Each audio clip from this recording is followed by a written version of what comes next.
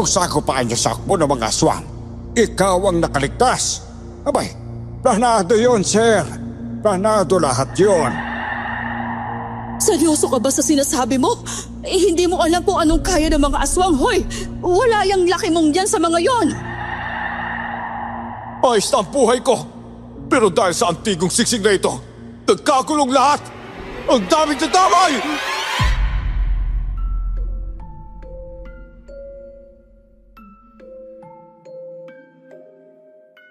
Mahirap kapag magulong paligid mo.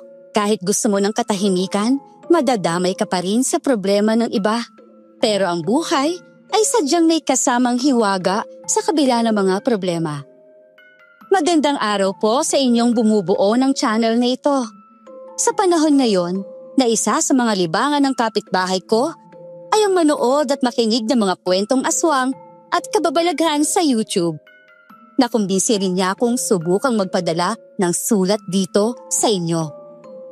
Ang kwentong nais ko pong ibahagi ay karanasan ko ng lolo ko at kapatid ko noong 1990. Upang lubos po ninyong maunawaan ang kwento, ako po si Paulo, 52 anyos.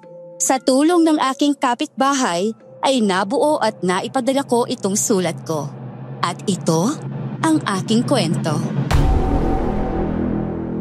Bago ko simulan ang istorya, huwag kalimutang mag-subscribe bilang suporta sa ating channel.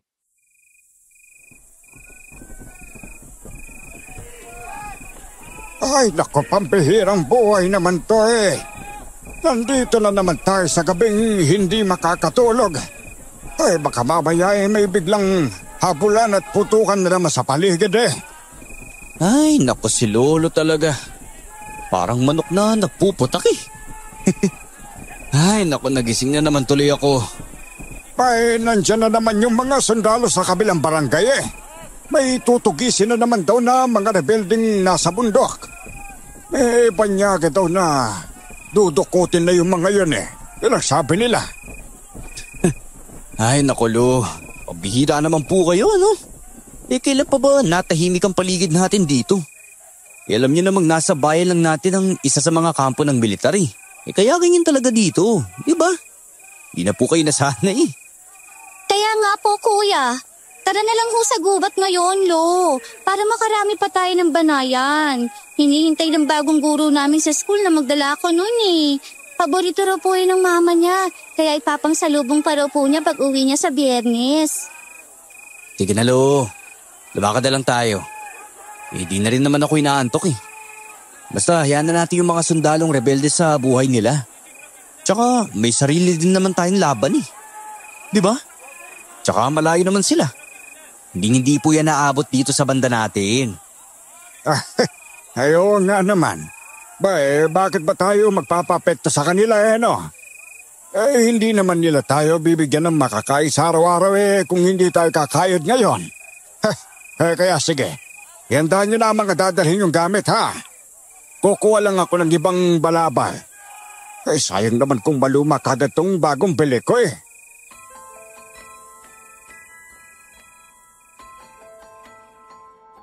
Hindi nagtagal. Pumasok na kami sa gubat at nagsimulang akyatin ang medyo matarik na bundok. Makapal ang kasukalan doon. Mabilis tumubo ang mga tanim. Lalo ng mga damo dahil panahon ng tag-ulan. Hindi namin dinaraanan ng malapad na kalsada sa tuwing paakyat ng bundok dahil mas malayo yon. Sa pagbaba na lang namin yon binabagtas, lalo na kapag marami kaming bitbit.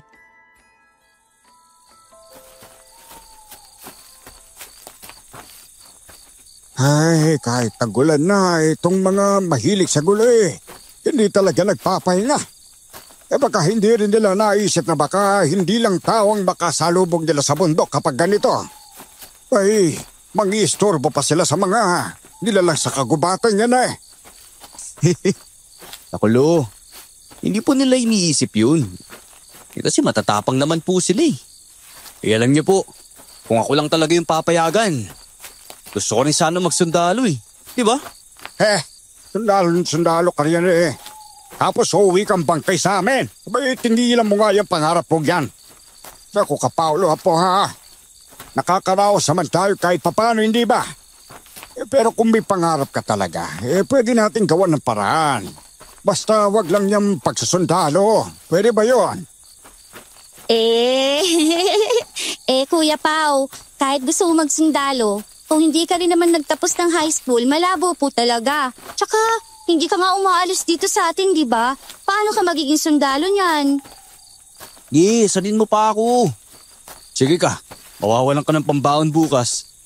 Tingnan natin kung sinong iiyak sa sulok at tayo na naman pumasok. Si kuya naman. Totoo lang naman ang sinasabi ko eh. Kainis ka.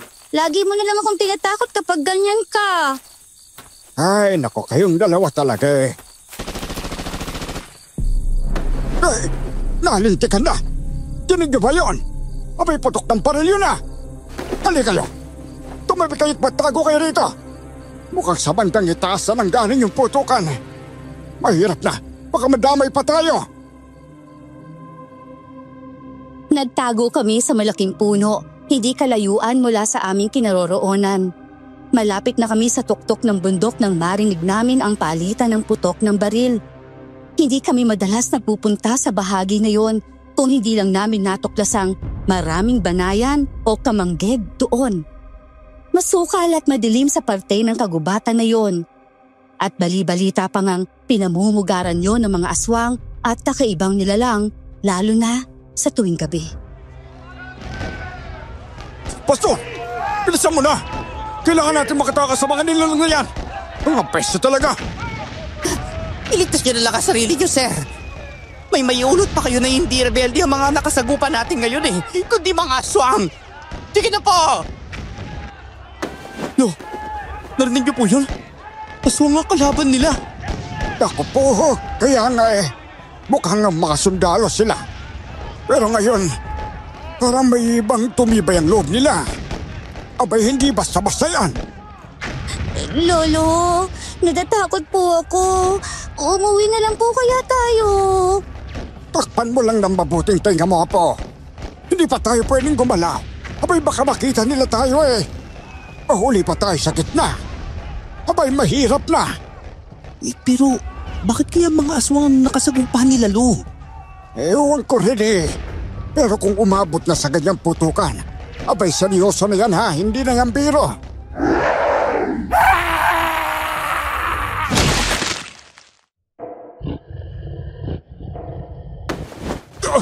Tigilan nyo kami! Hindi! Pastor! Pumahaw ka niyan! Bilisan mo, ano ba? I said move! Maawa ka sa akin! Hindi! Saan mo ako dadalhin? Pakiusap! Ayaw ba mamatay? Pagkarinig namin ng mga salitang yon ay bigla na lang tila nagliwanag sa hindi kalayuan. Natigil ang putukan. Ilang minuto rin kaming natigilan habang pinagmamasdan ang malamlam na liwanag na unti-unting nawala. Hanggang sa muling nagputukan ang mga baril. Mamatay na kayo lahat! Mahalimaw kayo! Igaganti ko ang mga kasamahan ko sa inyo! Diyos ko, mga po! Pagkasalahan tayo, maawa na po kayo, Diyos ko! Ilayin niyo po kami sa kapahamakang ito! Diyos ko, patawad po. Hindi ko naasa rin si Ikay. Mas iligtas siya lang po kami sa panganib na ito. Lord Jesus, mahal na mahal ko po sila Lolo Gaspar at Kuya Paulo. Huwag niyo po kaming pabayaan. Pakiusap po. Sa sitwasyon na yon, takot na takot kaming tatlo. Hindi talaga kami umalis sa likod ng malaking punong pinagtataguan namin. Napapalibutan pa yon ng matataas sa damo at ilang maliliit na puno. Hindi naman talaga umabot sa amin ang barilan. Nasa itaas na bahagi yon ng bundok. Pero kita namin ang liwanag sa itaas at naririnig ang lahat. Ilang sandali pa, namayani ang katahimikan sa paligid.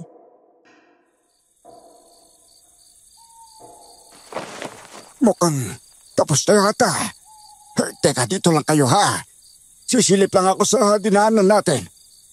Teka, pwede na po ba tayong umalis, Lo? Baka kasi delikado pa po eh. Ako na lang po sisilip kung gusto po ninyo. Si kuya na lang po ang pasilipin niyo, Lo. Mabilis po siya kaysa sa inyo. Dito na lang po kayo sa tabi ko. Ay, sige. Basta yumuko ka lang ha.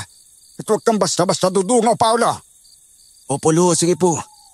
Basta po, tignan nyo na lang po kung paano kumilos ang sundalan yung apo. Ay, naku naman. Ay, sige na, sige na. Nang makilatis ko kung pasado ka pa talaga o hindi.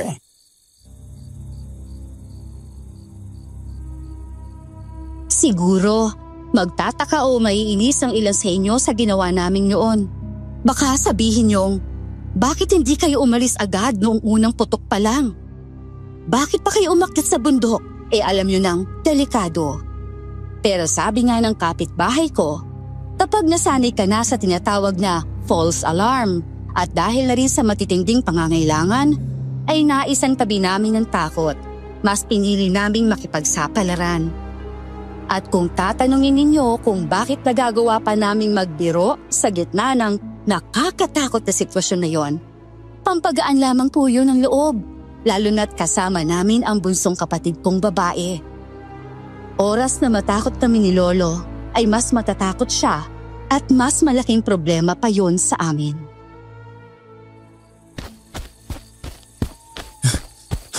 Lo, wala naman po ako napansing kakaibang kilos sa daanan eh. Medyo bakit pa po ako roon pero hindi ko na rin po sinipat lahat. Kung umuwi na lang po kaya tayo. Ay, hindi ba natin sisilipin kung anong itsura ng pinangyarihan ng putukan? Baka naman kasi may buhay pa o kaya... Hindi po masyado na pong delikado, Lo. Tapos, tignan niyo po si Ikayo. Tahimik lang po yan pero... Tara na lang po tayo umuwi, kuya. Lolo, sabihin ko na lang kay ma'am na hindi tayo nakapanguha ng banayan kasi masama po ang panahon. Tara na po. Dito na lang din po tayo dumaan sa nadaanan kong may nahawi ng damo. Mas mabilis po yun.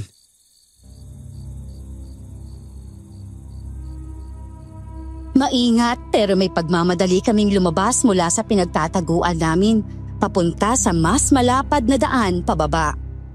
Kahit wala kaming dalang anuman, mas mabilis na yon, diretso at siguro'y 1 metro ang lapad. Nakailang hakbang pa lang kami nang bigla kaming may naulinagan.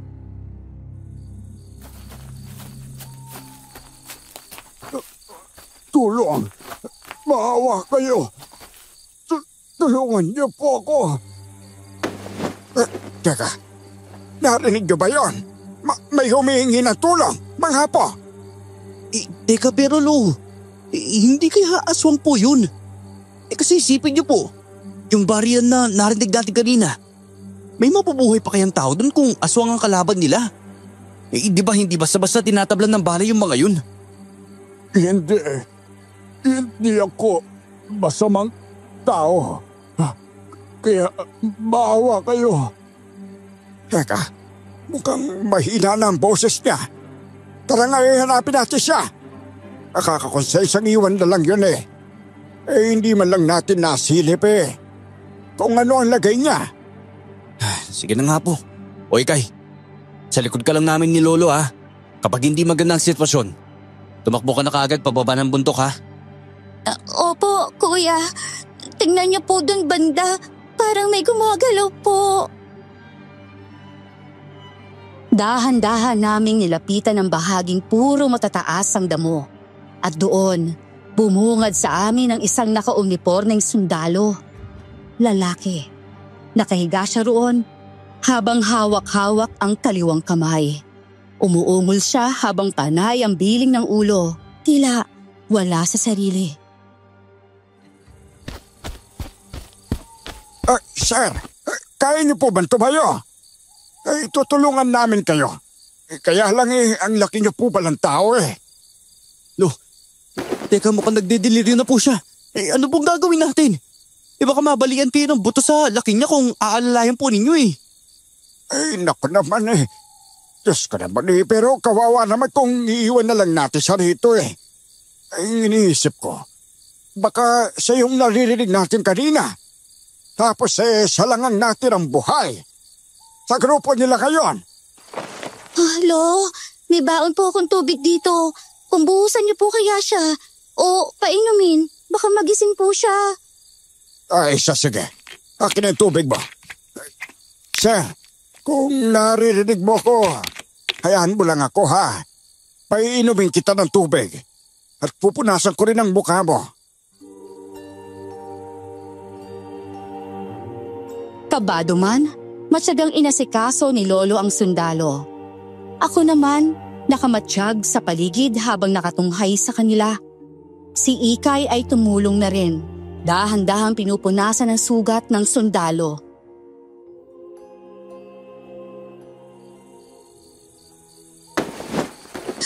Lolo! Tingnan niyo po! Yung hiniliit niya sa kaliwang kamay! Putol! Tumutugo pa! Ay, Diyos ko po! Ano ba naman sinapit ng sundalong ito? Abay kung talagang aswang ang kalaban nila, napakaswerte pa niya na buhay. Kahit putol ang daliri, buhay pa rin siya. Lo, mukhang nawalan na ulit siya ng malay. Ano pong gagawin natin? Baka maabutan na tayo ng dilim dito kung hintay pa natin ang magising siya eh. Teka lang, sandali. Eto na, gigisingin ko na siya. Tatapakin ko muna ang pisngi niya. Sir, gumising na kayo. Kailangan niyong makaalis dito sa gubat. Sir! Ay, Diyos ko naman. Papipilitan kaming iwan kayo dito kung hindi pa kayo nagising. Alangan namang hilahin pa namin kayo pababa. Elo, naisip niyo na rin po kaya yung naisip ko? Pag di pa yan nagising, balutin natin yung katawan niya. Tapos, pagulungin na lang po natin pababa. Ay, nakuloko kang bata ka eh. Oy, paano naman ang ulo nito, Aber? Baka pagdating sa babae kung hindi puro bukol, pakabasag na ang bungo niyan. Ay, Lolo! Gumagalaw na po yung daliri niya. Magigising na yata talaga siya. Lumapit na rin ako sa sundalo nun. Nagsimula na siyang umungol at ilang saglit pa, dumilat ang kanyang mga mata. Napabalikwas siya ng bangon pero agad na nasapo ang ulot muling humiga. Pumikit siya ng ilang segundo, saka muling dumilat. Mas malinaw na ang tingin niya.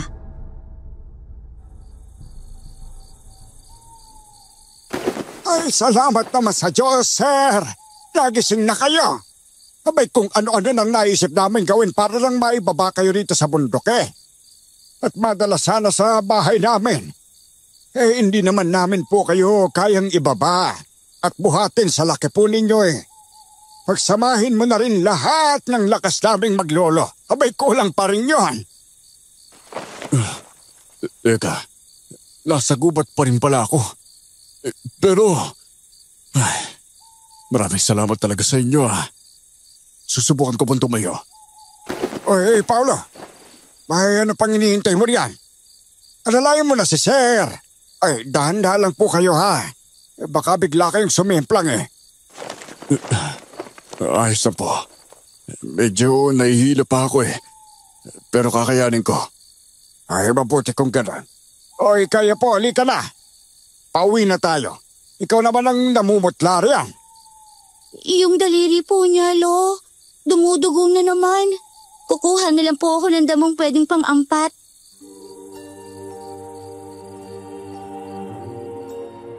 Malaking tao talaga ang sundalong natagpuan namin. Nang makatayo siya ay hanggang balikat lang ako sa kanya. Ang uniforme niya, basang-basa ng dugo at putik. Akala ko, hindi niya kakayaning tumayo sa dami ng sugat. Pero napansin kong mukhang hindi lahat ng dugo ay galing sa kanya. Paika-ika may nakatayo siya sa sarili niyang mga paa. Nang subukan niyang humakbang, napatagilid pa siya. Nasalo ko naman agad at naibalanse rin ang kanyang katawan. Pagkabawi niya ay tinuloy-tuloy na niya ang paglalakad. Nakaakbay siya sa akin habang tinatahak namin ang daan pabalik hanggang sa marating naming muli ang patag. Sakto lang ang dating namin sa bahay nang bigla ulit nawala ng malay si Sir Brandon. Habang naglalakad kami kanina, kahit paunti-unti, sinikap pa rin niyang ikuwento ang nangyari. Pero panay din ang pakiusap niya na huminto kami't magpahinga kahit sandali lang. Ngayon, ihanda niyo na ang mga kakailanganin kong gamit mga apo ha. Gagamutin natin si Sir Brandon. Diyos na mahabagin. 12 silang umakyat ng bundok. Tapos, 5 agad ang nangamatay. Tinira ang 7. Pero siya na lang ang naiwan sa huli. Ay naku, anong masaklap na kapalaran nito.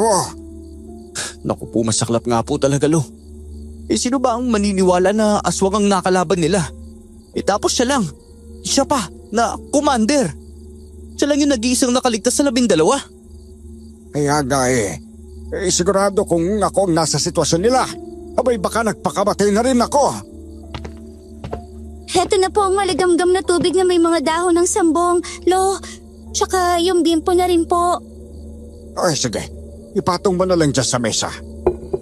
Ay Paula po, pagkatapos mong hubarin niyang sapatos ni Sir ha, tulungan mo na rin ako sa uniforme niya. Ay naku Diyos mio, hindi na yata ito normal na Pilipino eh. Ano ba sa tingin niyo? Baka po yan, Amerikano. O kaya Indiano, Lo. Pero tanungin natin mamaya, para sigurado. Baka naman Pilipino rin po pala. Pinaglihi lang sa puting kapre. Ikaw talaga itong putol niyang hililiit ang sadya kong nakapagtataka Sa silid na lang ako, Lo ha. Mag-aaral lang po ako para bukas. Ang bilis po ng araw. Lunes na naman. Sige, kaya po. Ito nga pala. Bago ko makalimutan, huwag muna natin sabihin kahit kanino na may bisita tayo rito ha. Alam nyo na, baka kuyugin tayo ng mga interesado kapag nalaman nilang nandito siya bukas. Pupunta ako sa bayan. Bibili ako ng damit para sa kanya. Makikisagap na rin ako ng balita kung ano talagang nangyari. Pagkatapos mabihisan, magdamag nang natulog si Sir Brandon. Salitan kami ni Lolo sa pagbabantay sa kanya buong gabi. Baka kasi biglang tumaas ang lagnat niya o magdeliryo pa. Sa kabutihang palad, wala namang masamang nangyari. Pero may napansin kaming kakaiba sa labas ng magmamadaling araw na. Tinambahan ng magaling. Baka hinahanap na niyan kung sino-sino ang pumatay sa mga kasamahan niya. Abay kung totoo nga mga aswang ang nakalaban ng grupo ni Sir Brandon, abay tiyak na gaganti yan. At parang lumalapit pa talaga Baka mamaya naman yan, Lo. Madamay pa tayo sa gulo nila, no? Ay kaya nga abay sinuwerte din yata tayo na hindi tayo nakikialam sa away na hindi sa atin. Ay pero nako huwag lang sana umabot sa punto na inadamay nila tayo. Dahil lang tinulungan natin ang taong yon. Ay, naku. Ibang usapan na po yun, Lo. Ay siya. Matulog ka na rin yan ha. May mukhang malabo nang nantukin pa ako. Babangon na lang ako't mag-iinit ang tubig. Tsaka magsasayang na rin. Sasabay na ako ikay sa pagpasok. Para bago magtanghali, makabalik na kagad ako. Asa, ikaw na muna bahala kay Sir mamaya, Paulo ha. Gigisingin na lang kita sakaling tulog ka pa. Kapag papalis na kami ng kapatid mo.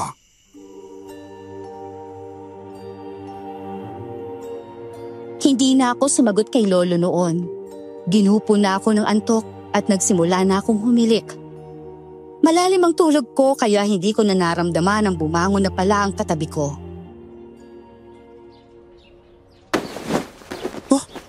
Teka, wala na si Sir Brando sa tabi ko?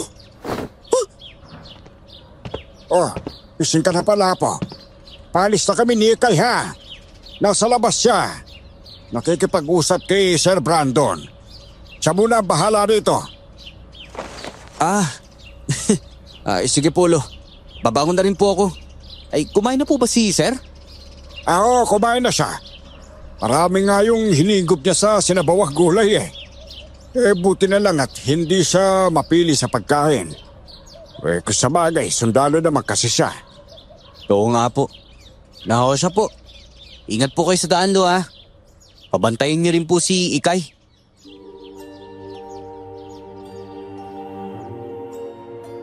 Sinundan ko na rin si Lolo sa labas. Nadatnan ko si Ikay na paikot-ikot kay Sir Brandon habang nakatingala. Parang manghang-mangha.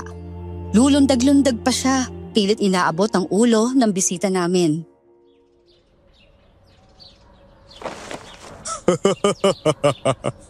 Hindi, kasi maglambiti ka kasi sa tuwing bagong taon, Ikay. Yung balangkas ng kubo nyo doon sa kwarto, pwede mong gamitin yon. Hindi mo naman naabot sa sahig doon Kaya perfect pang lambitin. Tsaka kasi gawain ko rin yan nung bata ako. Kaya ako tumangkad ng ganito Kahit parehong Pilipino ang magulang ko. Di naman po totoo yun Ginagawa ko na yun dati pa. Binubuhat pa nga ako ni Lolo noon para maabot ko yung kahoy na sinasabi niyo, sir. Naku, Ikay. Tanggapin mo na lang kasi na nagmana ka kay nanay, no? Ay, good morning po pala, sir. Hoy, magandang umaga rin. Ay, salamat pala sa pag-alalay mo sa akin kahapon ha. Hanggang makarating tayo dito sa bahay nyo. Pati na rin sa pagtulong sa akin in general. Ay, Tay Gaspar, Ikay, utang na loob ko po sa inyo ang pangalawang buhay ko. Wala po yun, sir. Masaya po kami makatulong sa nangangailangan. Kahit ganito lang po kami. Hoy, may iwan na muna namin kayong dalawa ha. Baka bahuli pa si Ikay sa pagpasok kapag tumagal pa kami. Sige po, ingat po kayo, Tay Gaspar. Maghihintay po ako sa pagbalik po ninyo.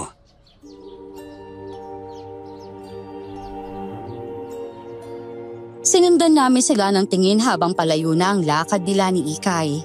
Magkatabi kami ni Sir Brandon na nakatanaw, kaya rinig kong malalim niyang paghinga.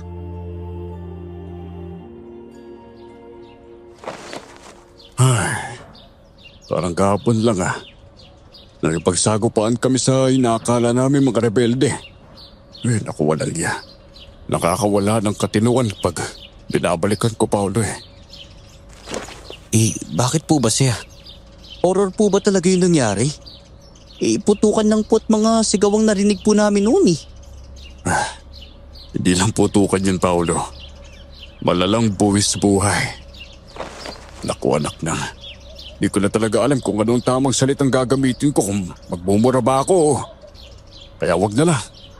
Pero grabe talaga Hindi pa rin ako makapaniwalang nakasagupa namin ng mga buong hukbo ng mga aswang na yon.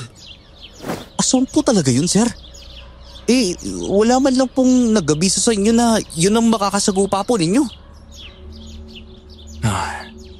Yung ginala ko, may nag-trader sa grupo ko Kaya nangyari ang lahat ng yan. Hindi ko pa matukoy kung sino. Pero pinipilit kong balikan ang bawat detalye. Kasi kakailanganin ko yun oras na humarap ako sa mga nakakataas. Sabi po ni Lolo, may banyagang dinukot daw ng mga rebelde. Kaya raw kayo inutusan na sundan sila. Oo, yun ang sabi sa amin. Ayaw nila makapag-usap sa unang team. Kaya kami na ang pinasunod. Pero mali ang impormasyon na nakuha namin. Yung minireport sa amin sa ibaba, nako, malayo sa nadatnan namin sa bundok. Paano pong mali? Grabe naman, sir, naloko po ba kayo? Ay, pasensya na po, hindi ko po sinasadya. Ang ibig ko sabihin po, paano po ba namatay yung mga kasama po ninyo? Ganito yan. Paisa-isa silang nawala noong una. Hindi na namin mabalikan. Kasi naghahabol din kami. Nung 7 na lang kami talaga. Yun na siguro yung narinig nyo. Yung mga putukan. Doon na sila lumitaw. Na parang isang grupo ng mga aswang o kaya mga halibaw. Este buhay talaga to. Mabuti pa kasi mamatay na rin ako Kung ganito rin lang na hindi ko alam kung paano ipapaliwanag ang lahat pagbalik ko. Wala rin silbi na nabuhay ako Sa akin ibubuntok ang lahat ng sisi, panigurado yan. Kailangan kong panagutan ang lahat ng nangyari. Dahil ako ang commander nila.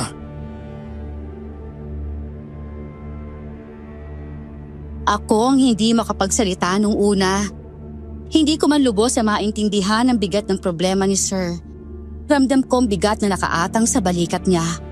Inisip ko pa lang na, halimbawa, 12 kaming magkakaibigan ang umakyat sa bundok, tapos isa-isa silang namatay, at ako na leader ang tanging natira. Paano po niyan, sir, kung na-set up po pala kayo? Alam niyo yun, yung ikaw lang naman pala talaga yung target nila. Kaya pinatay nila lahat ng kasamahan mo. Kasi halimbawa, espesyal ka kaya ikaw ang hinanap nila. Baka po, sir, may lahi po kayong engkanto. Kaya kakaibang nila lang. Kakaibang nila lang daw. Pero alam mo, Paolo, hindi lang ikaw ang unang nagsabi sa akin ng ganyan yung iba nga, niloloko pa nga ako Putin kapre daw ako. Yung iba naman, tamaho raw ako. Mga loko-loko talaga Baka nga po kasi totoo, sir. Balikan nyo kaya yung mga ninunupo ninyo. Baka nasa lahi niyo talaga yung kakaibang aura Oo nga po, no. Wala kayo, sir. Nasa lahi man yan o wala. Yang alam ko, normal akong tao, Paolo. At saka alam mo bang, hindi ako naniniwala sa mga kababalaghan o sa mga nilalang na ganyan. Hindi po kayo naniniwala? Pero nakita niyo na po, sir. Nakasagupan niyo pa nga po Isa nangyari po sa inyo at sa mga tauhan po ninyo. Paano niyo naman po ipapaliwanag yun kung walang kababalaghan talaga na sangkot? Yan na nga talaga yung pinakamalaking problema ko ngayon naku, Paolo. Alam ng halos lahat ng kasama ko bilang sundalo na hindi ako naniniwala sa mga ganyan tapos bigla na lang ako magsasabi ng mga aswang ang pumati sa tropa ko. At hindi lang isa Hukbo sila. Anak ng pating naman talaga.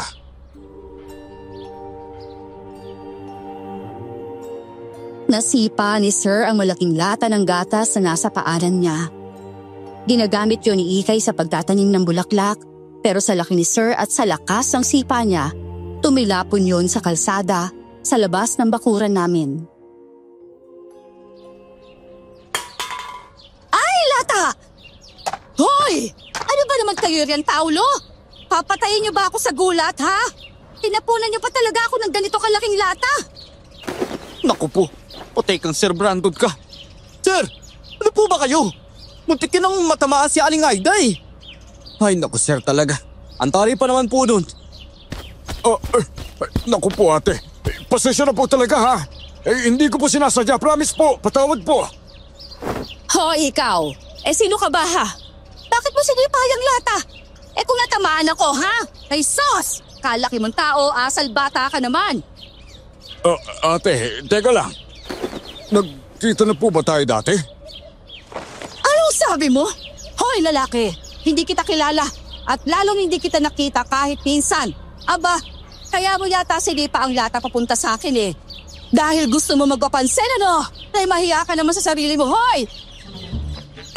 Excuse me, miss, ha? O mas tamang sabihin, Mrs. Aba, hindi kita type, no? Hoy, Paulo! Sino ba tong lalaking to, ha? Sira ulo yata nito Aling Aida, pagpasensya niya na po. Sir Brando naman po kasi Hindi ba po? Hindi po dapat kayo makilala ng mga taga rito. Gumagawa na po kayo ng eksena ngayon Oh, ano? Natameme ka? Di ka ba nahiya sa sarili mo? Ikaw na nga tong may kasalanan. Ikaw pa tong may ganang mang-insulto. Sabihan mo yung lolo mo, Paulo. Nakakahiya yung bisita ninyo. Minsan na nga lang ako umuwi rito para siya pa tong taga rito Sasabihin ko po kay Lolo, Aling Aida. Pagpasensya na lang din po Ano ka po kasi, medyo may diferensya po siya sa utak. Opo. Kaya po, ganyan po talaga yung utak ni Kuya Ben Ladin. Oo. Puwe! Anong klaseng pangalan yon, ha? Ang bantot! Uy, sandali! Hindi yun ang pangalan ko, ha? Paolo naman, bakit? Sus! Kita mo na! Papansin ka lang talaga, bakulaw! Kung inayos mo lang sana ang pagbati mo sa akin naku, wag na nga lang! Diyan na kayo! Sinira nyo lang ang pahinga ko. Umalis na si Aling Aida sa tapat ng bakod namin. Pero bago pa man siya lumayo, Dinampot pa talaga niya ang latang tumilapon sa kalsada. Tsaka tinagis pabalik sa amin. Bumanggayo ng malakas sa bakod na kawayan. Napatakip pa ako sa tenga pero huli na. Kinalikot ko na lang para alisin ang parang nanuot na tunog.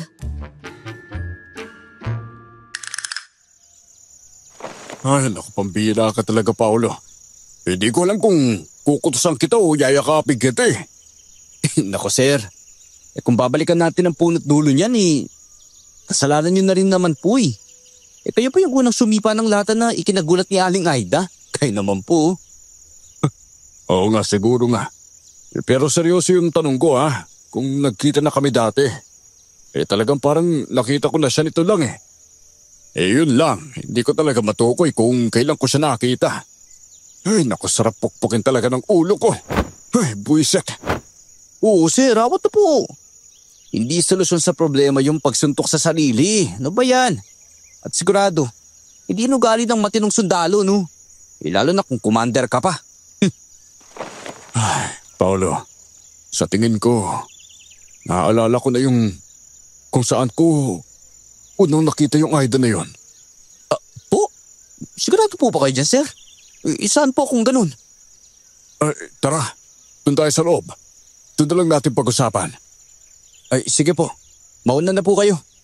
Isasara ko lang din po saglit tong mamahalin naming gate.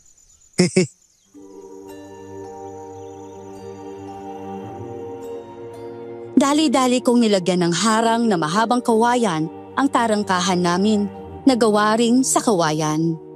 Alam kong importante ang sasabihin ni Sir dahil kahit nagbiro ako ay hindi siya ngumiti. Hindi tulad kanina habang naroon pa si Aling Aida.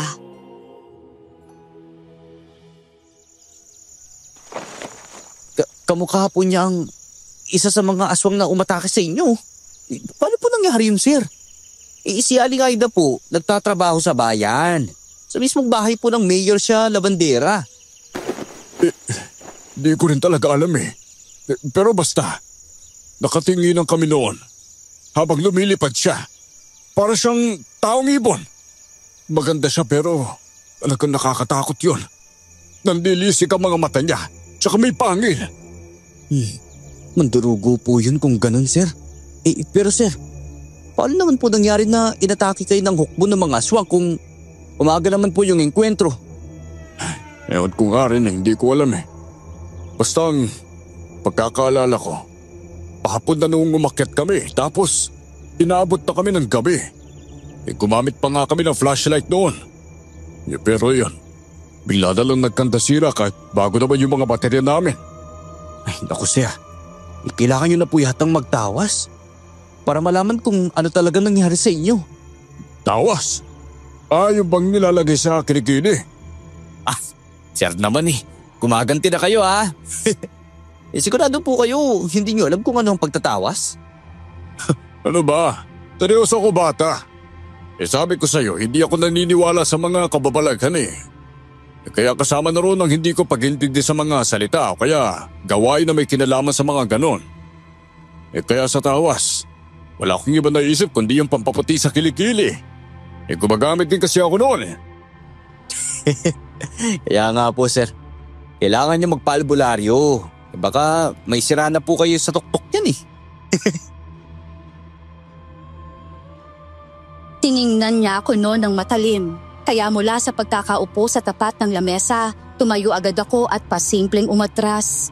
Nagdahilan ako na mag-aalmusal na pala ako.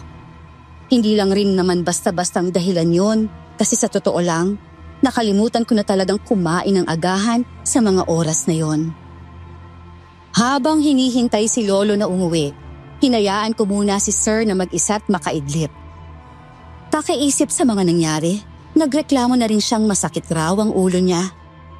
Pagdating ni Lolo, agad kong binanggit ang lahat ng napag-usapan namin ni Sir dahil doon, umalis na naman siya. Kailangan daw niyang hanapin ang mga sangkap na kulang para sa pagtatawas. Ang nangyari, nakauwi na si Ikay mula sa paaralan at madilim na pero wala pa rin si Lolo. Pahintay na lang muna kay Lolo sir Sinadya pa kasi yung kaibigan niyang albularyo sa kabilang bayan. Dinala niya na rin po yung uniforme po ninyo para ipatingin doon. Mas magaling daw po yun magtukoy ng problema kaysa kay Lolo eh. Ano pa nga bang magagawa ko kung hindi ako maghihintay? Ay nako, kaya ayoko pa sana magretiro bilang sundalo eh. Sa ganitong sitwasyon, wala kang ibang gagawin kung hindi ang tumunganga. Di kunwari po, nasa bakasyon na lang po kayo ngayon. Tsaka gawan niyo ng paraan na maaliw ang sarili po ninyo, sir. Tio Gaspar! Tio Gaspar! Tulungan niyo ako, Tio! Kuya Pao! Si Aling Aida po yan sa labas. Nakita ko nagtatatakbo siya kanina. Dito pala siya pupunta. Uy, sandali! Pupuntahan ko siya. Uy, sir. Ayun na yung best friend niyo.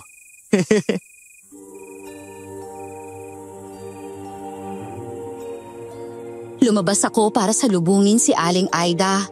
Nakangisi pa ako noon dahil nabiro ko na naman si Sir Brandon dahil sa kanya. Pero hindi ko inaasahan ang madaratnan ko. Si Aling Aida, nakatayo sa labas ng tarangkahan. Mahina, nanginginig at umiiyak. Aling Aida, ano po nangyari sa inyo? Teka nga po, pasok po muna kayo. Wala pa po si Lolo Gaspar eh. Kailangan ko na tulong ng lolo mo, Paulo. May aswang sa silong ng bahay ko. Sa silong po ninyo? Teka paano po kayo makakaalis nang hindi kayo sinundan? Pinuhusan ko siya ng maraming asin bago ko tumakbo. Hindi ko siya agad napansin kasi. Kagigising ko lang. Para akong binagungot. Ang bigat ng katawan ko pagbangon. Yun palang hayop na yun ang dahilan. Magandang gabi, miss. May aswang kayo, sabi ninyo. Tara po, puntahan natin. Abay, seryoso ka ba sa sinasabi mo? Hindi mo alam kung anong kaya ng mga aswang, hoy. Wala yung laki mong yan sa mga yon. Hindi pa kasi ako kilala nito Paolo. Kaya hindi pa bilib Alam niya, miss, hindi lang lahat ang kaya kong sipain palayo. Pati aswang din. Pwede kong pasabugin. Ano ba naman, sir? Hindi po ito oras para makipaglokohan. Seryosong problema po ito. Baka sundan ako ng aswang dito. Kailangan yung isara pinto at pati mga bintana. Bilis! Nagmadali rin kaming gawin ang inutos ni Aling Aida. Kabado ako noon, lalo't wala pa si Lolo Gaspar. Kahit may kaunting alam din ako sa pakikipaglaban sa aswang, ay hindi ko pa rin magagawa nang wala si Lolo sa tabi ko. Kuya, may kumakalampag sa tarangkahan sa labas. Baka si Lolo na po yan. Ay, Diyos ko, maraming salamat naman po. Nandiyan na siguro si Lolo. Sandali lang, Paulo. Silipin mo muna kung sino yung nasa labas. Tanungin mo kung lolo mo nga yan. Baka mamaya aswang pang kumakatok. Diyos ko, mahirap na. Gamitin natin ang mga panlaban sa aswang ng lolo nyo. Nandito lang po sa silid ang mga yon, Aling Aida. Kukunin ko lang po yung sibat at buntot pagi.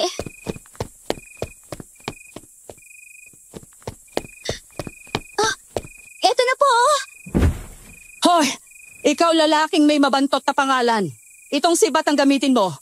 Pandagdag sa haba niya ng kamay mo, kaya madali mong masusungkit ang aswang niyan. Huwag kang lalampa-lampa, ha? Tignan mo na lang mamaya kung paano ako lumaban ng aswang. Baka matulala ka, miss. At saka magpa-autograph ka pa pag nakita mo. Ewan ko sa'yo. Shh! Hindi nga po si Lolo yung nasa labas, Aling Aida. Ang tagal na nakatayo ng bulto doon sa tarangkahan Pero hindi pa rin tumatawag. At kung si Lolo po yun, alam niyo bubuksan yun mula sa labas. May tali lang na hinihila sa kawayan. Angat agad yun. Ay, Diyos ko. Sinundan na ako na walang hiyang yon. Kakaiba ang aswag na yan sa tingin ko. Para siyang amalanhig. Amalanhig? Yung mga patay na binuhay lang? Aba, may maayos ka rin palang naiisip, ano? Sana naman mapanindigan mo yan. Hindi birong kalaban kong aswang. Baka akala mo madali. Walang yan. Sinusubukan sirain ng amalanhig ang tarangkahan. Kung ganon, huwag na natin ito yung masira pa yan. Labasin na natin. Tapusin na natin yan! Ay, teka lang po. Kami na lang po ni Sir Brandon ang lalabas, Aling Aida. Pakisamahan na lang po si Ikay dito sa loob, ha? Ay, oo, sige. Ito tala magpapakitang gilas naman tong Brandon na to eh. Aba, mas maayos naman pakinggan yan kesa sa Ben Laden, ano? Gawa-gawa ko lang po yung bilan din, Aling Aida. Brandon po talaga ang totoong pangalan ni Sir. O siya, sige. Magpakitang gilas ka na dun, sir. Kung bakit ka man tinawag na sir, saka ko nalang aalimin. Napangiti ako noon. Tila ba naging mitya pa yung nangyari para magkabati sina Aling Aida at Sir Brandon. Sa tingin ko, hindi rin sila nagkakalayo ng edad. Nagbitbit ako ng maraming asin habang si Sir naman may hawak na sibat. Lumapit kami sa amalanhig na humahangos sa labas ng bahay. Hoy, Aswang! Aswang! Umalis ka riyan! Ito sa'yo! Talagang maninida ka parantarang kahan na may tarangkahan na! Umalis ka na nga riyan! Gamit ang sibat, pilit na tinutulak ni Sir Brandon ang aswang papalayo sa tarangkahan. Napaatras niya ito, minsan pa nga'y natutumba.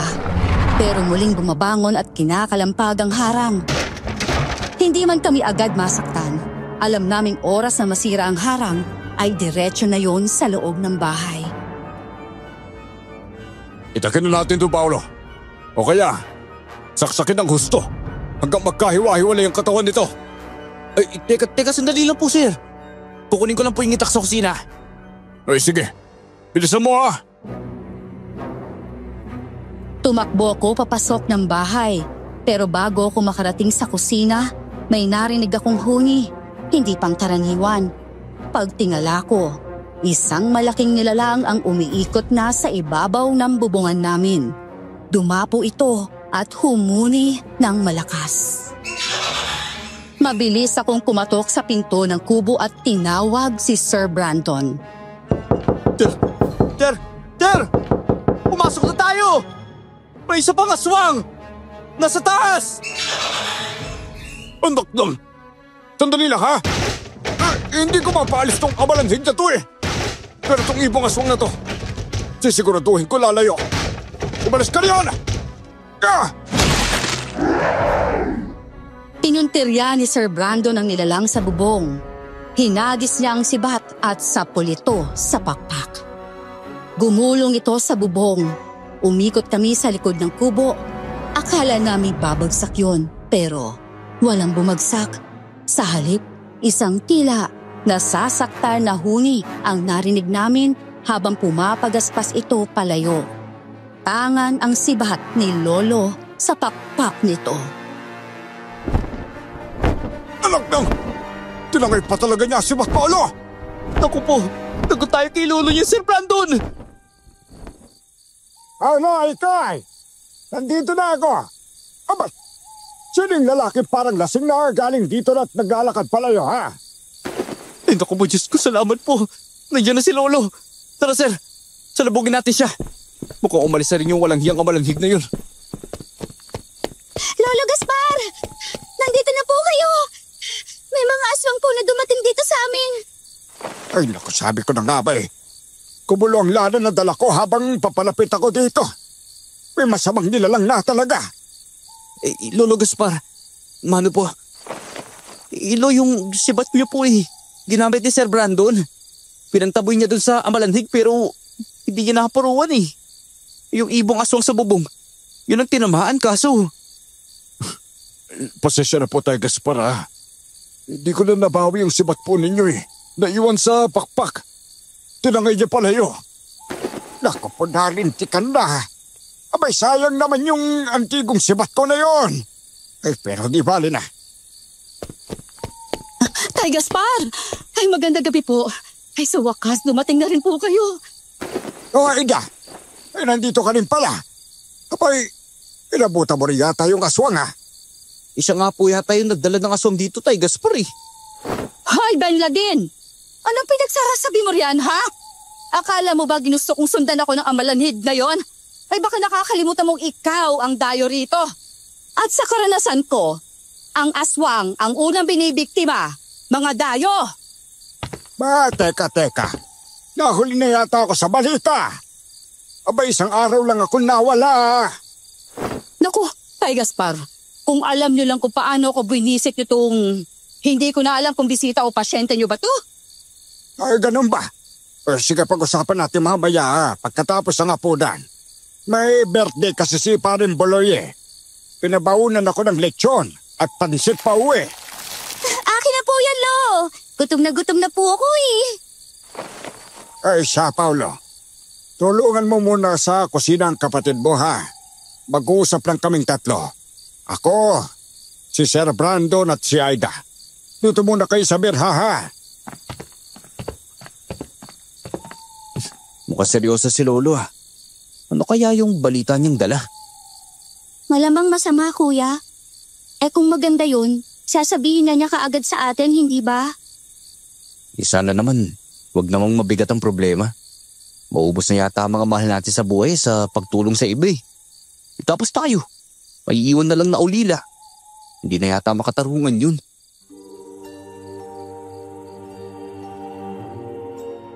Mabigat na ang dibdib ko nung sandaling yon. Nanariwa kasi sa isipan ko ang dahilan kung bakit si Lolo na lang ang kasama namin sa bahay. Napilitan kasing mag-abroad ni Nanay simula nung mamatay si Tatay. Ang pagkamatay niya ay masaklap para sa amin. Umawat lamang siya sa nag-aaway ng mga kainuman noon. Ngunit ang nangyari, siya pa ang nataga at napuruhan. Kaya siya ay namatay. Natapos ang gabing yon na wala ring binanggit si Lolo Gaspar sa amin ni Ikay. Si Aling Aida naman, tumabi kay Ikay sa pagtulog. Kaya alam ko na hindi na maganda ang sitwasyon. Pambihira. Umalanhig pero nakasingsing. Narinig kong bukang bibig ni Sir Brandon yon, pero tulog na tulog siya noon sa tabi ko. Kinaumagahan, bago matapos ang almusal,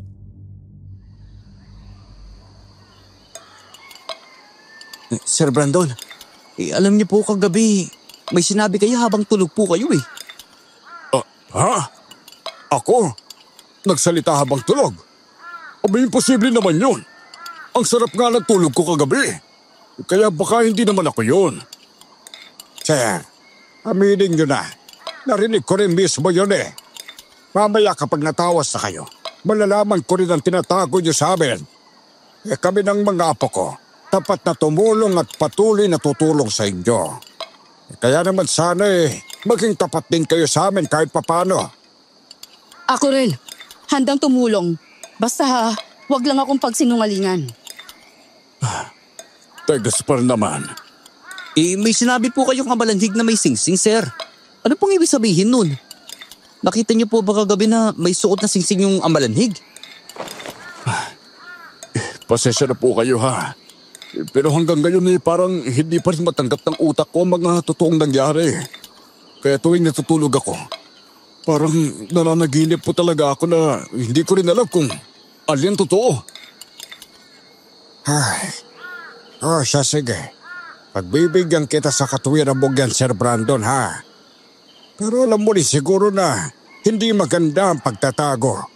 Lalo na sa akin. Lolo, pwede rin po bang malaman kung ano yung tungkol kay Sir Brandon? Wala naman po si Ikay dito tsaka maaasahan niyo naman po ako, di ba? Oo naman na po. Ikukwento ko sa iyo ang lahat. Nagtiwala nga ako sa isang dayo na halos hindi ko pa ganun kakilala. Sa iyo pa kayang kadugo ko.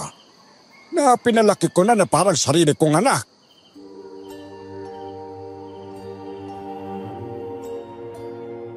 Ang lapad ng ngiti ko noon habang taas noo kong tumingin kay Sir. Hindi ako nagyayabang kung sakaling yun ang inaakala niya.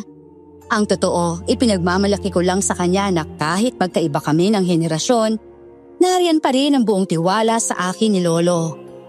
Gusto ko rin sanang iparamdam sa kanya na kung ako ngang apo lang, pinagkatiwalaan ni Lolo, siya pa kaya. Dapat lang rin naman na pagkatiwalaan siya.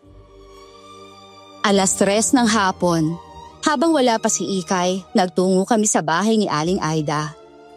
Doon na pagkasunduan na tawasin ni Lolo Gaspar si Sir Brandon para hindi na madamay pa si Ikay sa sitwasyon. Menor de edad pa kasi ang kapatid ko.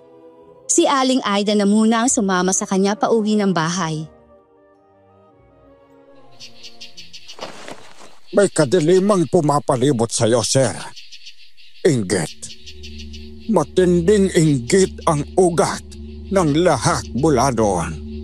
May kung anong meron ka na hinahangad nila. Nililang ka para magkamali ka. Para ikaw mismo ang lumpapit sa kanila. Yun ang hinihintay nila. Walang ya. Ilang beses na ako sinabihan ni Webes. Lo, yung kasamahan ko sa kampo. Sabi niya nakausap niya sa kahapon. Umiiyak daw. At akala patay na ako. Pero hindi ako naniwala. Kahit alam kong naiinggit sila sa akin. Wala rin naman talaga akong pakialam eh. So, kita mo na ang epekto ng pagpapabaya mo. Nililang ka ng mga taong pinagkakatiwalaan mo. Yung sakupaan niya sakbo ng mga aswang. Ikaw ang nakaligtas. Abay, planado yun, sir. Planado lahat yun. Tama nga hinala ko. May trumaydor. Isa sa grupo namin ang nagtaksil. Mga walang iya talaga. Damay pa ang buong unit namin.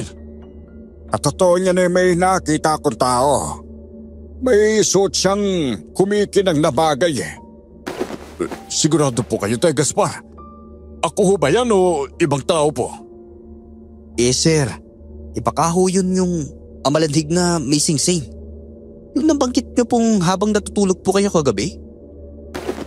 Dalawang kumikinang na bagay sa paningin ko. Isa'y may bahid ng dilim, pero ang isa, busilak ang pagliwanag. Pero teka, Sus Mariosep, bakit kumikinang itong Coldmore, hinaharap po Sir Brandon? Ha? Tayo naman eh, baka naman iba ang ibig sabihin niyo po dyan. Napangangako sa sinabi ni Lolo. Hindi ko agad nakuha ang ibig niyang sabihin. Tumawa pa siya samantalang si Sir Brandon ay napakamot ng ulo. Noon ko lang nakuha ang biro na yon ni Lolo at nagpaliwanag na rin si Sir.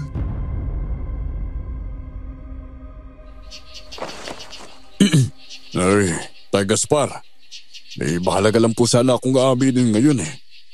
Bay, mabuti naman at kusa ka nagsalita, sir. Kahit marami akong nasagap, kung hindi mo aminin baliwala rin. Tandaan mo, lahat ng to, para rin sa ikabubuti mo yan. Alam ko ho, nagalangan lang ho ako na umamin talaga. Hindi ko pa natanggap ang nangyari sa mga kasamahan ko na hanggang ngayon. Hindi ko alam kung paano ko ipapaliwanag. Basta sabihin mo kung ano kailangan sabihin. May kundi mo man matutas ang lahat makakapagmungkahi man lang ako ng dapat mong gawin. Nang-iisa pong mawala ang unit ko. Sinabi ko sa sarili kong igaganti ko sila. Kahit sino pang pumatay, hanggang sa lumitaw yung hukbo ng aswang. 7 na lang kami. Nakipaglaban kami hanggang si Pastor.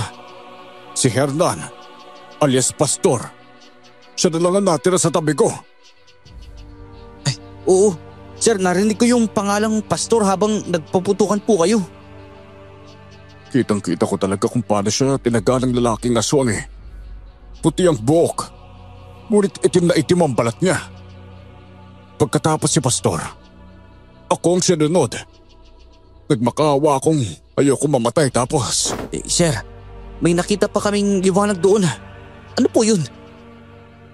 May isang nilalang na nagpakita. Tinawag siya ng aswang na Nari. Nagliliwanag siya ng bumaba mula sa malaking puno. Balete siya eh. Bumulong siya na kung gusto kong manalo sa hukbo ng aswang, kailangan kong mag-alay ng isang bagay na kapalit. Napansin niya ang sising ko. Yun ang inalay ko. Hindi ko alam na kasama pala ang hiniliit ko doon. Sa madaling sabi, isang singsing, kasama ang daliri, ang kapalit para mapuksa mo ang ukbot. Mabuhay ka. Ganun na nga po. Ginawa ko para maipaghiganti sila. Pero nagsisi na rin ako. Anong silbi nang nagtagumpay ka kung mag-isa na lang akong uuwi? Ay nako, kung kaya ko lang talagang ibalik yung araw na yun Kahit kapalit pa ang buhay ko. Pero sir, bakit sa pagtawas ni Lolo may 5 buwan daw na bandang iba ba? Naku, isa pa yan. Hirap tuloy akong umarap sa kapwa ko sandali, pati sa inyo.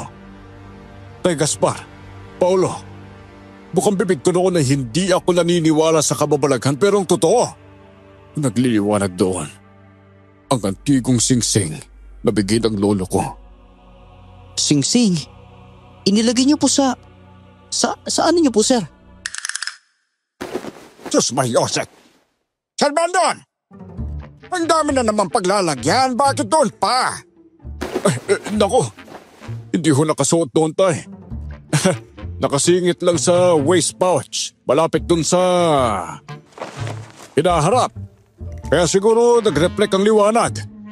Ay, naku, akala ko kung ano na talaga yun May mabuti kong ganon. Pero tandaan, Sir, yung singsing na yan, pati ang dilim na nakapalibot sa'yo, kailangan mong harapin at tutulungan ka naming tapusin ang nasimulan mo sa maayos na paraan. Ilang beses pang pumalatak si Lolo noon. Ako naman, nailing na lang kay Sir Brandon. Ang totoo, isinuksok lang pala niya ang antigong singsing sa maliit na bulsa ng panloob niya. Hindi niya ito suot sa daliri. Ipinakita pa niya sa amin ang singsing, nakabalot sa pulang supot na hindi nababasa. Talawangin ng kulay na hinala ni Loloy, yari sa tanso at may disenyong parang orasan. Ayaw raw ni Sir na maging agaw pansin kaya pinakopya niya yon. Gawa raw sa 21K naging to ang isa pang singsing na dati niyang isinusuot sa naputol na daliri. Hindi pa karaniwan ang singsing na ito, Sir Brandon. May kakaibang enerhiya na bumabalot sa antigong singsing na ito. Sa tingin ko, ito ang habol ng tumaydor sa'yo. Kaya kay pinahamak. Baka ngayong umalanhig at ang aswang kagabi, ito ang sadya nila. Ay nako, kung kaya lang sana ng singsing na ito na ibalik ang mga kasamahan kong nawala. Ibibigay ko ito ng walang pag-aalinlangan. Kung hindi man natin makausap ang sinasabi mong sinari, baka kahit aswang makapagbigay ng impormasyon tungkol dito. Abay hindi bibigay ng lolo mo to kung wala kang mapapala rito, ano? Pero kakailanganin mo ng tulong ng iba.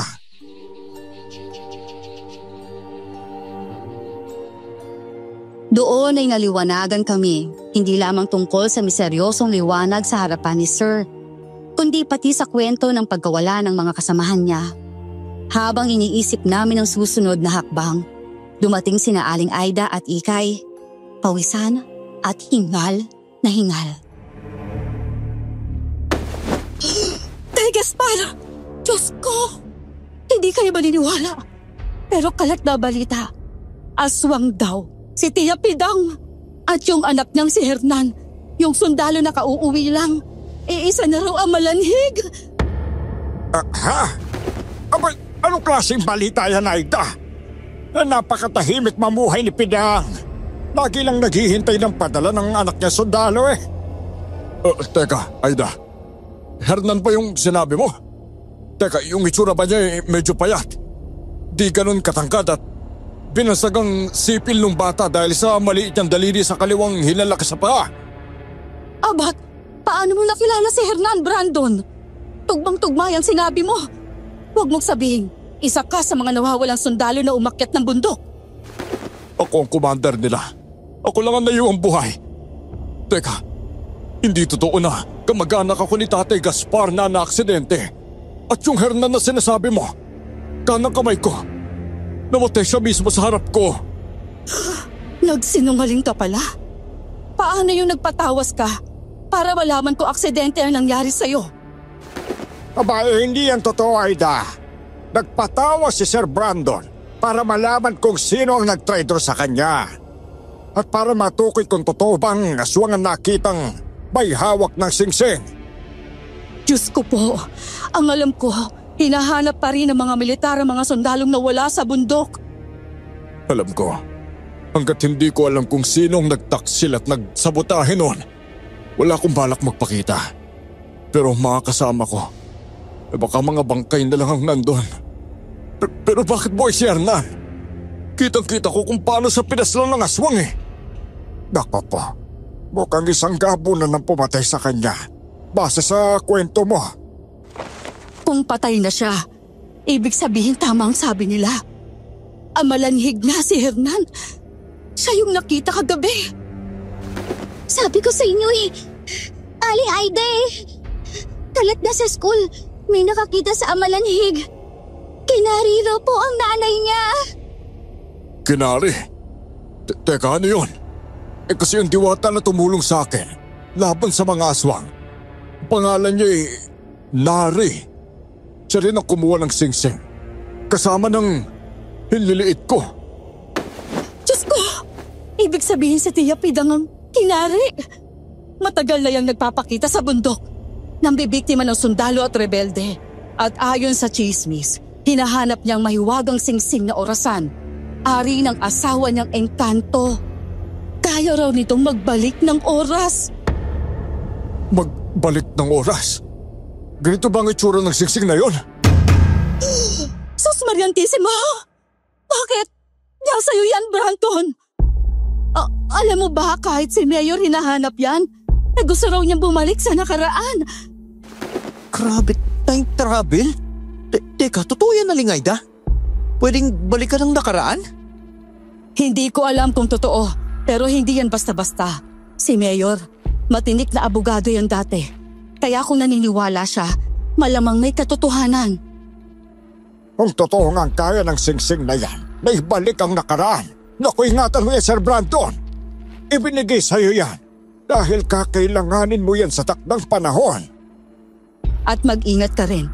Baka may idea ng mag-ina na nasa iyo na ang singsing. Baka nilinlang ka na nila. Kung ganon, paghandaan natin sila.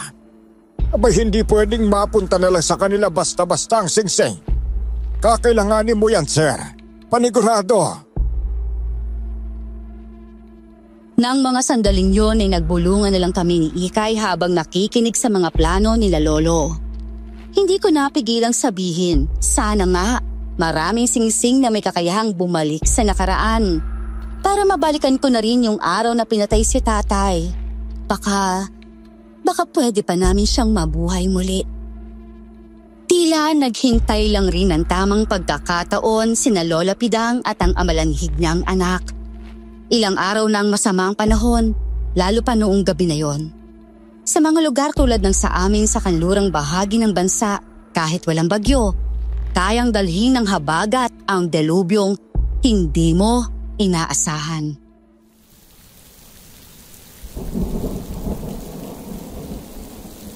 Bayan nilang araw na natin silang hinihintay. Tapos kung kailang masama ang panahon saka sila sumalakay. Ayun tuloy, ang bagal nilang makarating. Abay hindi pa kumukulo ng gusto ang lana ko. Akala ho siguro mahimbing ang tulog natin, Tay Gaspar. Malamig nga naman talaga. Hoy, Brandon, ang tahimik mo dyan.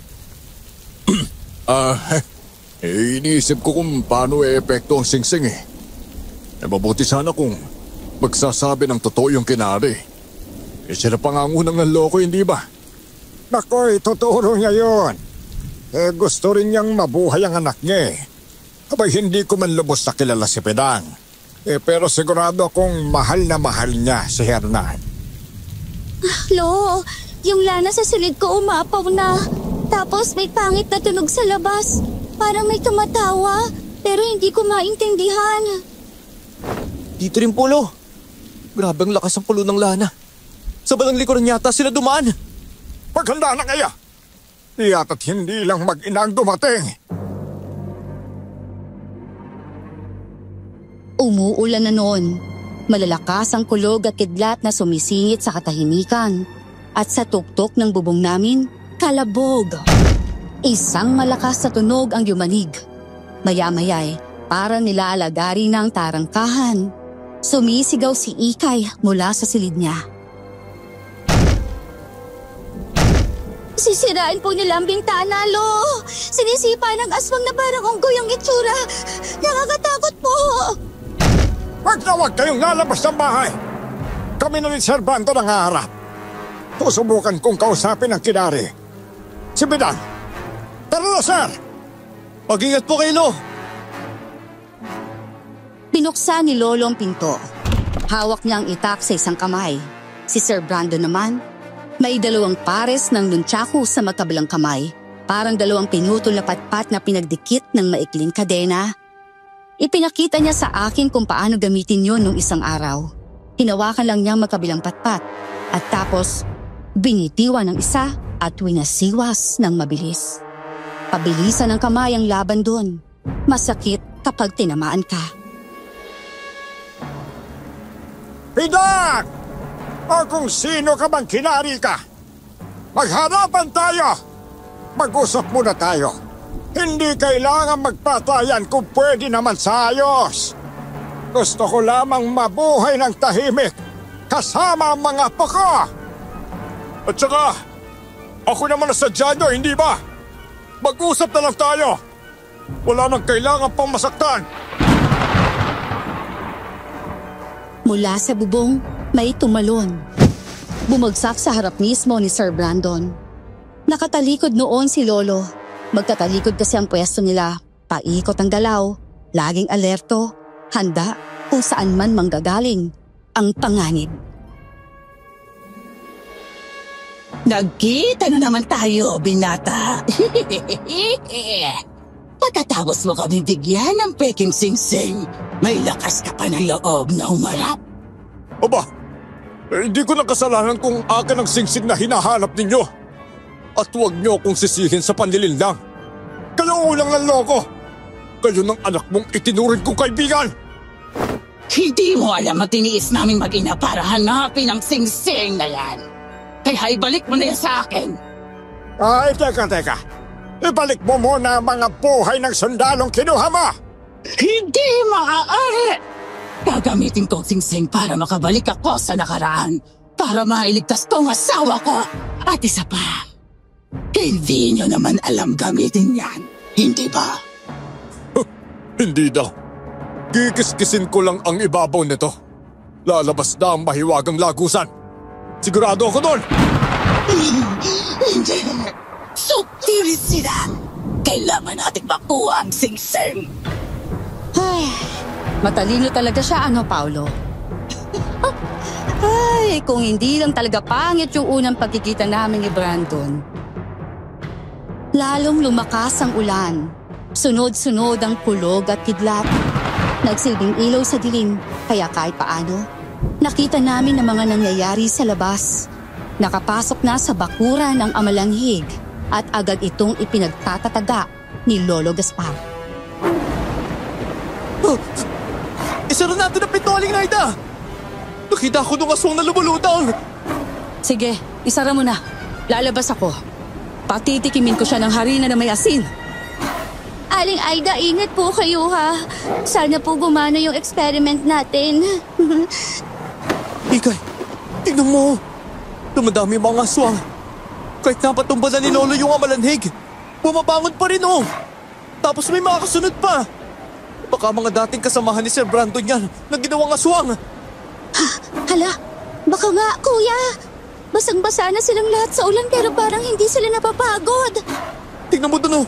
Tingnan mo si Aling Aida! Nakikipagsabunutan na! Naku po! Pinulbuhan niya ng harina sa mukha ang aswang! Napaupo sa gulat si Ikay. Tinakpan niya ang kanyang tainga pero dahil sa buhos ng ulan, parang nahugasan din ang mukha ng babaeng aswang. Ah! Diyos ko! Ano ginawa mo sa akin, Tia Bidang? Masakit! Masakit na mukha ko! Tigilan mo si Aida, Bidang! Pasalamat ka't wala rito ang simat ko! Kaya tatagain na lang kita! Yeah! Hangal ka, Gaspar. Hindi mo ko matatamaan ng itak mo. Naiihamat kong katawan ko sa ere. Sa'yo palang sibat na tumama sa akin noon. Mabuti na lang at hindi ko yung binunot kagad. Nabawasan tuloy ang armas mo. Pwisit kayo mga halimaw! Mga masasamang nilalang!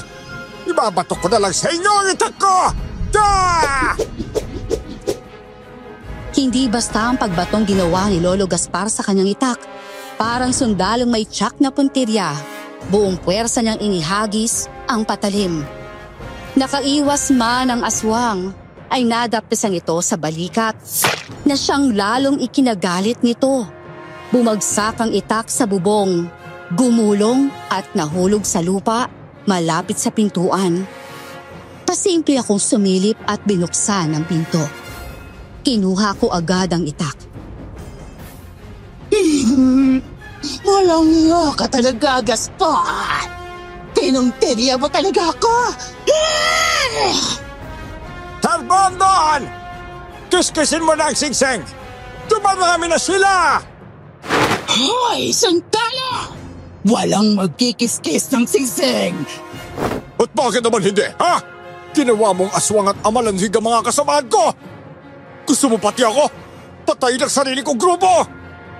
Kailangan mong matalo silang lahat. Lahat ng amalanhig at aswang. Bago gumana ang singseng, iyon ang kondisyon. Ganun ba? Sige! Pati ikaw, papatay ko! Ayos na ang buhay ko. Pero dahil sa antigong siksing na ito, nagkakulong lahat! Ang daming nadamay! Parang isang baliw noon si Sir Brandon sa bilis ng galaw niya. Kaliwat kanan ng hampas ng kanyang mga nunchaku.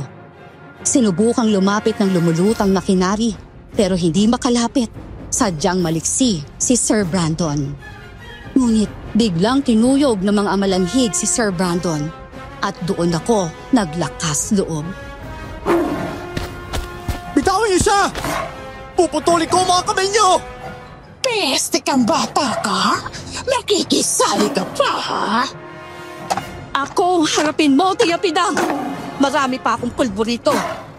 Basa man to, maalat naman. Diyos ko po! Paula! Apa! Hindi ka na dapat lumabas! Akin na ang itak! Bumalik ka na sa loob!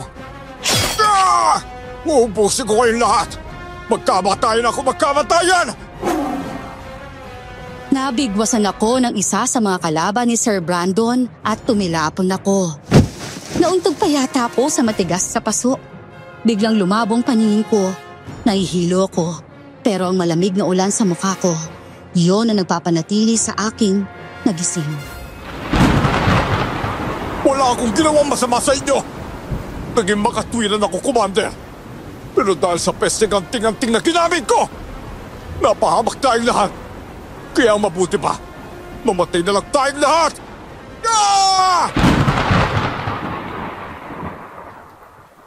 Hindi ko alam kung ako ang tinamaan, pero sa lakas ng kulog at kidlat, parang inuga ang buong katawan ko. Bumilis ang tibok ng puso ko at bigla akong dumilat. Sa pagdilat kong yun, nakita ko si Sir Brandon, nakadipa habang umiikot. Nagtalsika ng mga kalaban sa paligid. Tumigil siya at tinitigan ang kanyang daliri. At pagtatapos, parang nagdilim ang lahat. Abat! Hindi talaga nagsasawang maggulo ang mga sundalong rebelding yan! Ayun na naman sila! Istorbo na naman sa buhay na may buhay! Ano nangyari? Nasaan ako? Teka, si Lolo. Ang ingay na naman. Pero parang nung isang linggo pa niya nabanggit yung mga sundalo ah. Hoy, Paula! Kumising ka na nga riyan! Tabahan mo kami ni Ikay! Manguha tayo ng balaya sa bundok! Nakita kami kanina ng bagong guro niya sa bayan. Gusto raw bumili ng banayan. pasasalubong niya daw sa mama niya sa syudad eh. Teka lang po, Lolo Gaspar. Sandali lang ho. Ano pong banayan? Noong isang linggo ho, pumunta tayo sa bundok May labanan doon. Mga sundalo at mga aswang ho ang nagbabakbakan Hala, si Kuya Panaginip mo lang yan. Kanina ka pa umuungol dyan eh. Kung hindi lang dumating si Lolo, paliliguan ka na namin sana ng tubig banga. Ano ka ba? Hindi pa naginip yun. Lo, nakipaglaban tayo. Kasama natin si Sir Brandon, commander ng mga sundalo. Kasama na si Aling Aida. Siya yung nagsabi na si Lola Pidang ay kinari. At saka yun mga anak niya, ginawang amalanhig. Nilinlang ho nila si Sir para makuha ang tigong singsing. Sus Mariosep, paano po? Ano yung pinagsasabi mo? Abay kapag narinig ni Pidang yan baka tayo pang gantihan Tahimik na ang diwata. Huwag na natin guluhin. Lolo, Kuya Paolo, tingnan niyo po. May mga sundalong bumababa mula sa bundok. Tsak, dadaan sila sa tapat natin. Hindi ko alam kung anong totoo, panaginip ba o alaala. Pero isang bagay ang malinaw, hindi pa tapos ang lahat. Pakiramdam ko noon, sasabog ang utak ko. Mainit ang ulo ko pero nilalamig ang buong katawan ko. Natanong kong sarili ko, panaginip lamang ba ito? Lumabas pa rin ako ng bahay, bit-bit ang pagkalito. Tumayo ako sa may tarangkahan, naghihintay sa sinabing mga sundalo ni Ikay. Nang makarating sila sa patag na kalsada, ay kitang-kita ko, nagmamarcha ang grupo. Dalawa sa kanila ay may hawak sa isang kasamang nakatali ang mga kamay sa likuran. Mananagot ka talaga. Sa ginawa mong panlilinlang sa grupo natin, Pastor. Ipapahamak mo kami 12 para lang sa hinahanap mong antigong sigsing na nasa akin. Ay, Sir Brandon, totoo sinasabi ko. Nasa bit mong sigsing Ayaw mo lang kasi ilabas. Bastos ka pa rin talaga kahit kailan, Hernan. Mabuti pang tumahimik ka na lang. Yan. Mas mabuting matulog ka kaysa magsalita ng kung ano-ano. Matalik kitang kaibigan. Pero ipanagpalit mo kami sa isang singsing lang. Men, let's move! Sa mismong tapat ng tarangkahan namin nangyari ang lahat. Titig na titig ako kay Sir Brandon. Binilang ko pa sila. 12 nga silang lahat. Gusto ko siyang tawagin pero parang nawala ang boses ko. Hanggang sa naglakad ulit sila. Ngunit bago sila tuluyang makalayo, nagkatitigan kami ni Sir Brandon. Bahagya siyang tumango. Ay, nako. Pag nagalang muna tayong manguha ng banayan, ay kaya po. Sabihin mo na lang sa guro mo na masamang panahon, ha? Kaya hindi tayo nakapunta. Opo, Lo. Sasabihin ko na lang bukas. Total, Lunes na rin. Ay, ang bilis po ng araw. Nakakatamad po pumasok kasi ang lamig-lamig sa umaga eh. Ay, naku Ikay. Huwag kang gagaya sa akin. Ako, hindi ako nakapagtapos. Pero itatawid namin ni Lolo at ni Nanay ang pag-aaral mo. Tsaka makakatapos ka. Pangako namin yan. Sa dami ng nakita at narinig ko, hindi ko na alam kung alin ang panaginip at alin ang totoo. Pero isang bagay lamang ang alam ko. May dahilan kung bakit ko ito nasaksihan. At isang bagay ang malinaw. Hindi pa ito ang katapusan ng kwento. Namalayan ko na lamang ang sarili kong sumasagot noon.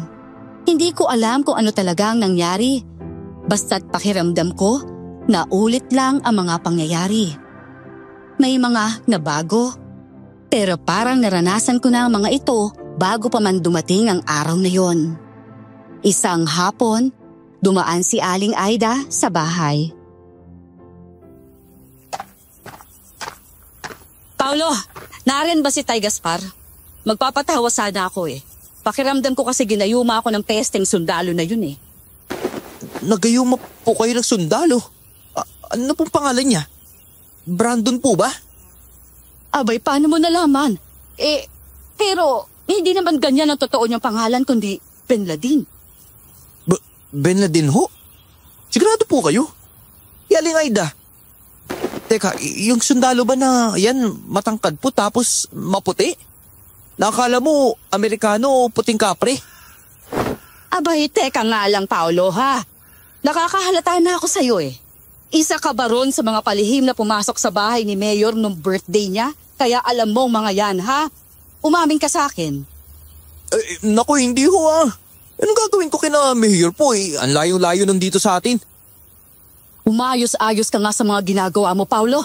Naku, pag tayo ay nahuli ni Mayor, lagot kayo. Oh, kaya pala hindi mo sinasagot ang tanong ko kung nariyan yung lolo mo eh. Wala nga pala. Mabuti naman at sinusundo niya si Ikay sa eskwelahan tuwing hapon. Mahirap na kasi. Ang sabi-sabi pa ngayon may gumagalang aswang na nangunguha ng mga bata. Oh, sige na dyan ka na, Paulo, ha? Sasalubungin ko na ang lolo mo. Ay, dito na lang po kayo, Aling Aida. Ako na po sasalubong sa kanila. Abay, mabuti naman at nagkusa ka. Hindi ka naman pala ganun kapasaway eh.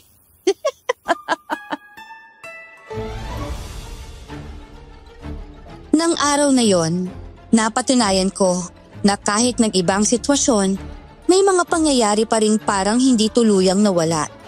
Hindi man eksaktong pareho, may mga bahagi itong nakikitaan mo pa rin ng pagkakahawig. Sinubukan ko pang hanapin si Sir Brandon noon para makausap ng personal.